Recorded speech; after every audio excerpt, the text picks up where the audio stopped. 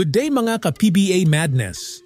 Sa nilalaro ng Barangay Ginebra ngayong semifinals ng Commissioner's Cup, masasabi nating sigurado na finals ang susunod na paghahandaan ni Coach Tim Con. Mas lumalim na ang rotation ni Coach Tim dahil unti-unti nang nagkakakumpiyansa sina Jaime Malonzo at Jeremiah Gray. At sa pagkakataon na ito, wala nang chance na makabawi pa ang Northport Batang Pier at maaaring mapulaan pa sila na bagong intro boys ng PBA. Mga ka-madness, gaya ng kampo ni Coach Yeng na Rain or Shine Elasto Painters, ang Northport ay isang batang team at lack of playoff experience din. But unlike Coach Yeng, si Bonnie Tan nga, wala ring experience sa PBA pagdating sa deep playoff run. Kaya lamang pa rin ang Rain or Shine kesa sa Northport. Kaya naman mga ka-madness, what's next to Northport?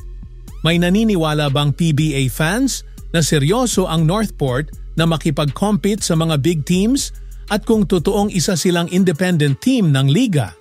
Sabihin nating seryoso ang Northport at gusto talaga nilang bumawi sa Philippine Cup. Anong pagbabago sa team ang kailangan nilang gawin para makasabay na sa mga top teams? Para sa akin mga ka-madness, pwede nilang ituloy ang Mo Tautua at Will Navarro trade sa Beermen. Pag nakuha na ng Northport si Big Mo Tautua, trade naman ng Northport si Abu Tratter at 2 future second round pick sa Phoenix kapalit ni Kai Balungay. Pag natuloy yan, ang projected starting unit ng Northport sa darating na All-Filipino Conference ay sina Gio Halalon at Joshua Munzon sa guard position, si Arvin Tolentino naman sa small forward position, at sina Kai Balungay at Mo Tautua magmamando sa loob ng shaded area. Solid na yan mga ka-madness. Meron pang Evan Nel, Cade Flores, JM Calma at Dami Kuntapay. At mga guard na sina Fran Yu at Alin Bulanadi.